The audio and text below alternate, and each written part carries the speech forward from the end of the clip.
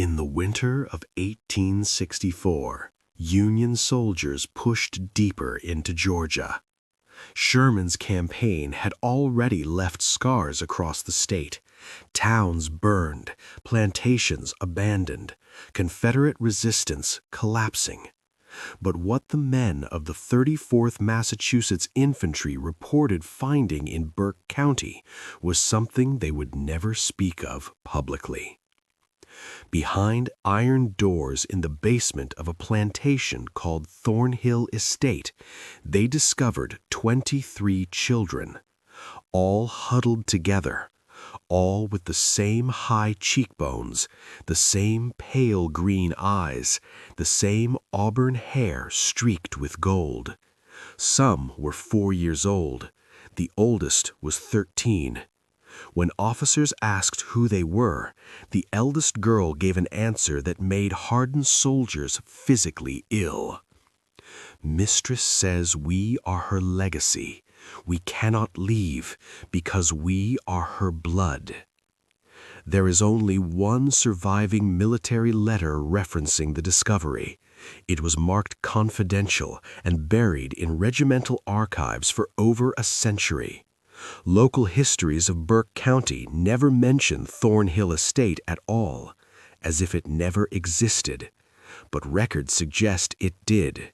And if those records are true, what happened there between 1847 and 1864 may represent one of the most disturbing experiments in American slavery. February 1847.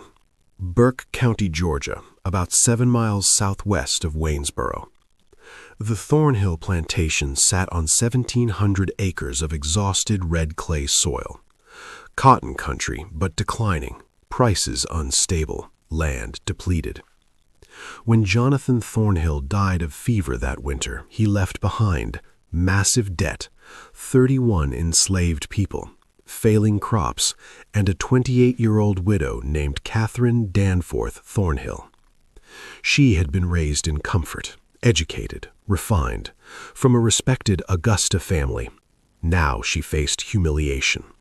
Sell the estate and return to her father's home in defeat, or find another way.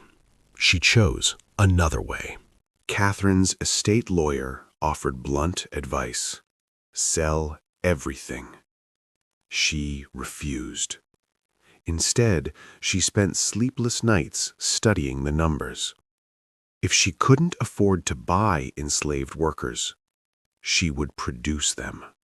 But not casually, not randomly, systematically. She began keeping what she called cultivation records, written in cipher, cold, clinical. Children were called seedlings. Selected men were rootstock. Pregnancies were plantings. Her idea was horrifying in its logic.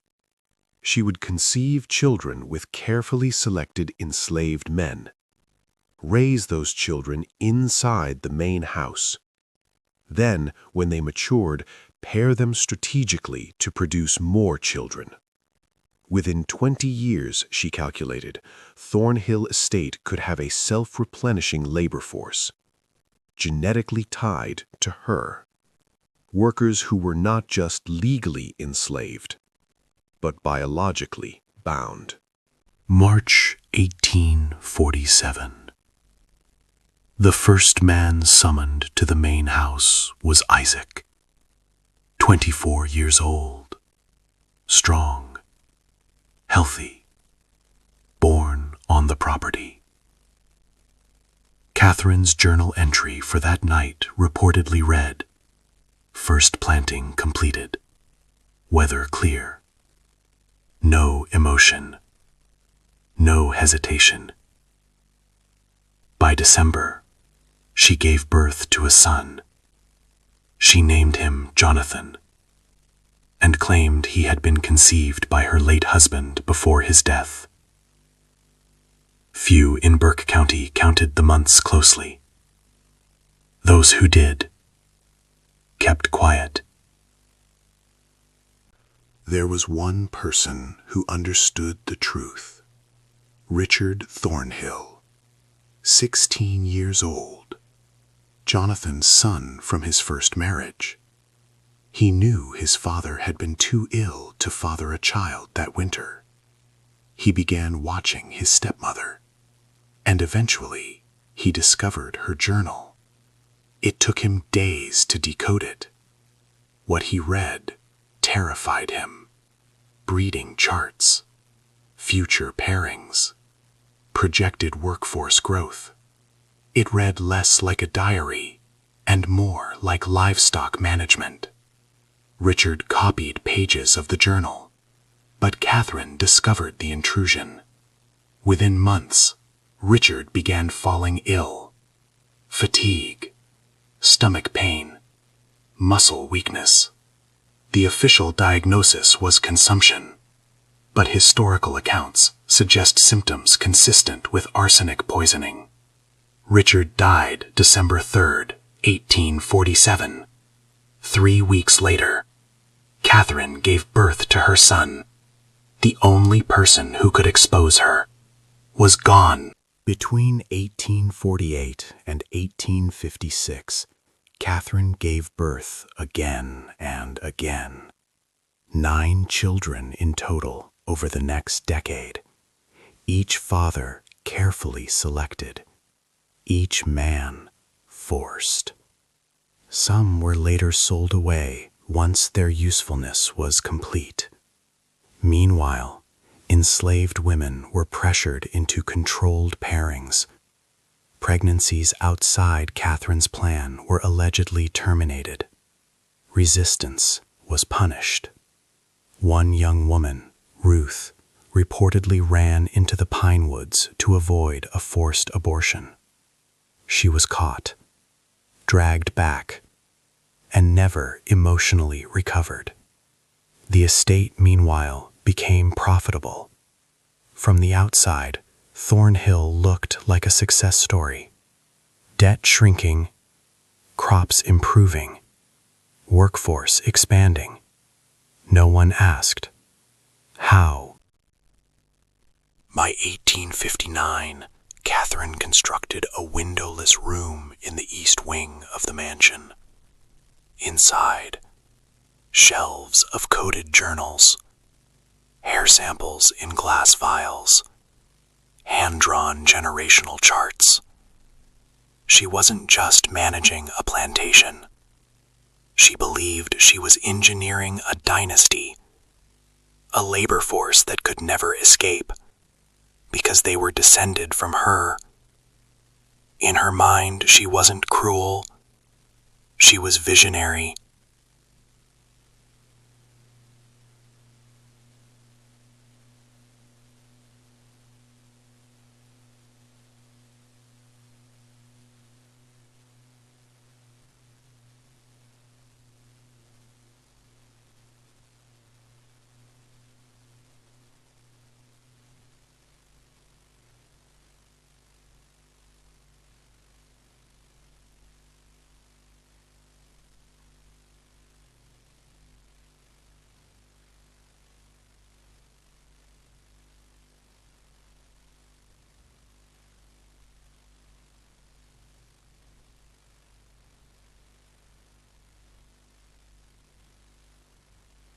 Then came 1861, the election of Abraham Lincoln.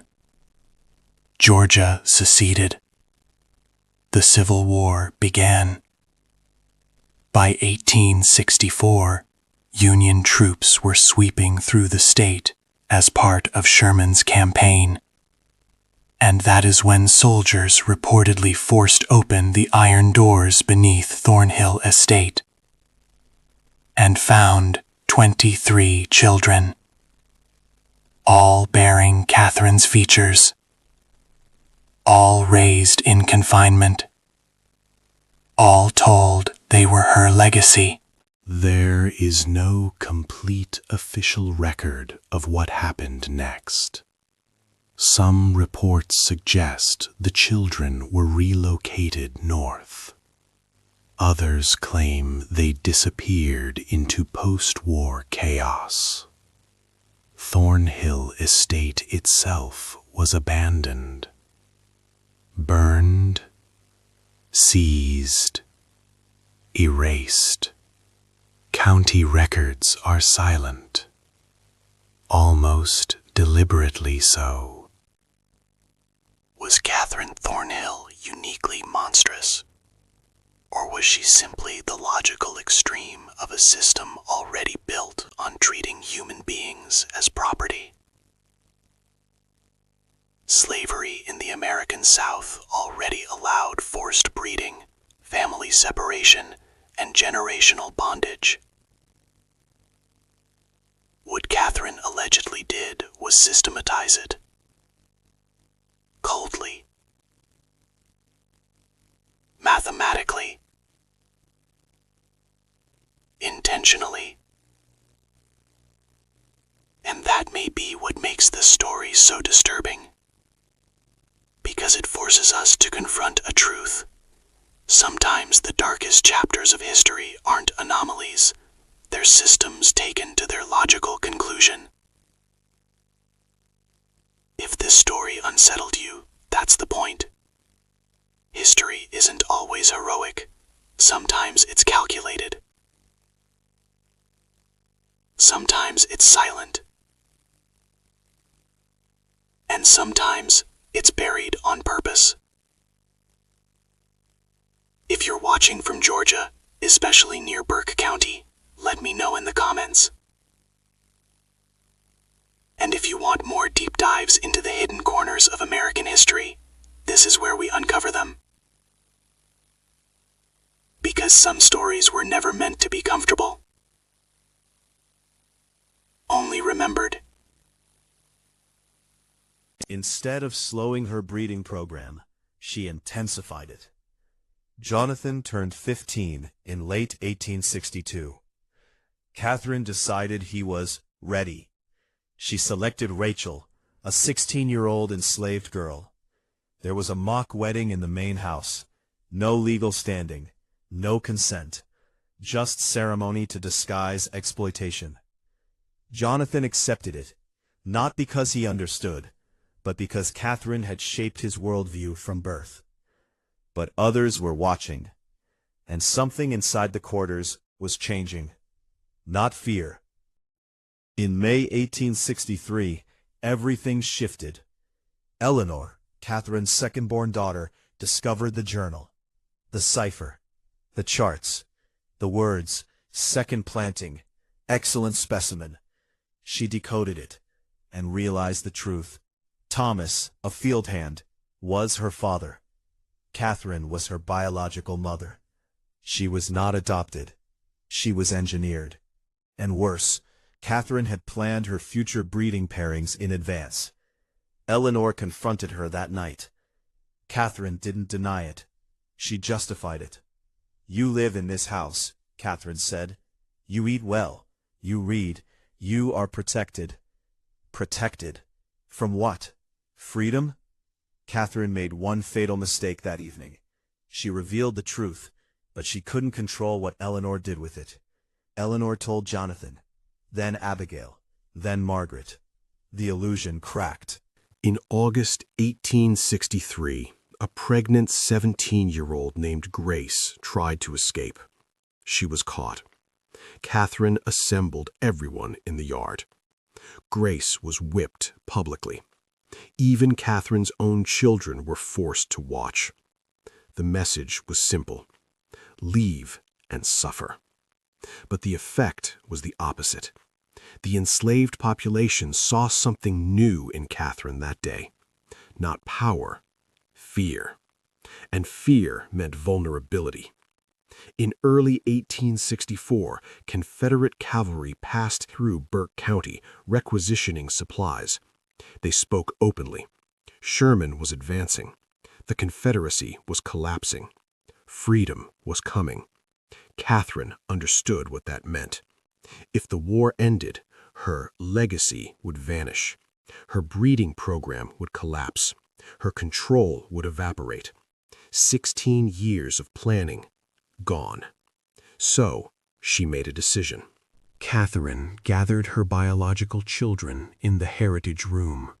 The journals, the hair samples, the family trees drawn like livestock charts. "This is our legacy," she told them. Then she opened a wooden box. Inside were bottles of laudanum, a powerful opiate. "In small doses," she explained calmly, "it relieves pain. In larger doses, it brings peace." She intended to poison them. Better death in her mind than freedom.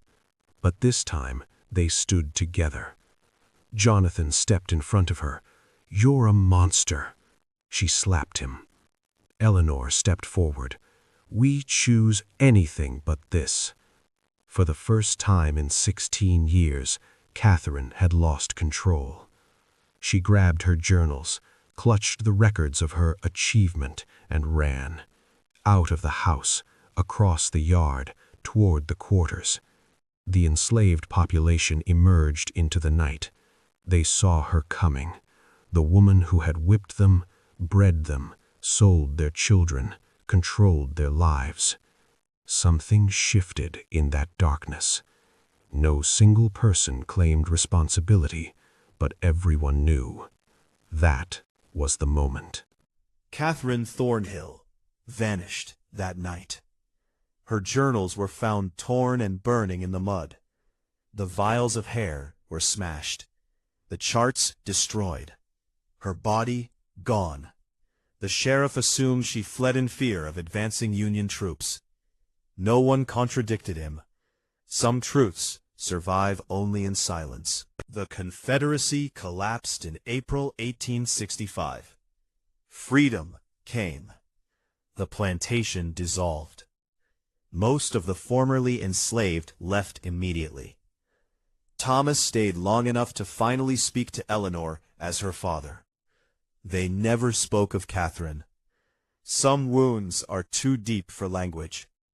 The estate fell into ruin, burned partially in 1871, sold for taxes in 1878.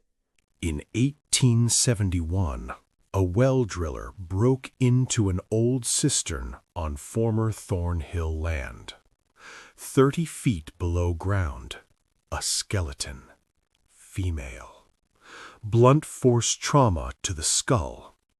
A locket with miniature portraits. Officially listed as unknown female. Unofficially, everyone knew. In 1923, a historian discovered a letter from Union Captain Samuel Reynolds. After the war, his unit investigated Thornhill Estate. He wrote of systematic breeding experiments conducted upon enslaved persons, including the mistress's own biological offspring. He chose not to pursue charges. He wrote, "It seems to me that whatever justice was enacted upon this woman was well deserved." Then he ordered silence, and silence held. Federal troops reportedly found 23 children locked in the basement when they arrived. Children bearing similar features: green eyes, auburn hair streaked with gold, sharp cheekbones. They were placed with freed families. Their futures? Unknown. But their bloodlines likely continued, which means somewhere in Georgia, in Texas, maybe even in your state, someone could carry Catherine Thornhill's DNA without ever knowing. There is no historical marker, no plaque, no tour, just forest and red Georgia clay. But the story survives, in whispers, in family stories, in buried letters, because it represents something larger than one woman. It shows what happens when absolute power meets cold calculation. It shows how systems of cruelty can become logical in the hands of those who benefit. And it shows something else. Resistance survives, even when it has to live in silence. So what do you think? Was justice served that night in March 1864? Or are there still secrets buried in the soil of Burke County? Drop your thoughts in the comments. If this story unsettled you, good. History isn't meant to comfort us. It's meant to confront us. Subscribe for more deep dives into America's hidden past, because sometimes the darkest chapters were never written down, and sometimes they were erased on purpose. I'll see you in the next story.